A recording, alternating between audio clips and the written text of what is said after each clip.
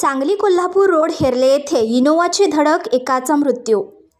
हातकणंगले तालुक्यातील हेरले येथे MH25R8067 Innova सांगलीकडून कोल्हापूरच्या दिशेने जात असताना माळबाग हेरले इंडिया वॉशिंग सेंटर येथे दत्तात्रय शंकर कदम वय वर्ष 75 या आपल्या घरी रस्ता ओलांडून जात असताना समोरून धडक दिल्याने दत्तात्रय शंकर कदम यांचा जागीच मृत्यू झाला। या अपघाताची नोंद हातकणंगले पोलीस स्टेशन येथे झाली असून पुढील तपास हातकणंगले पोलीस करीत आहेत।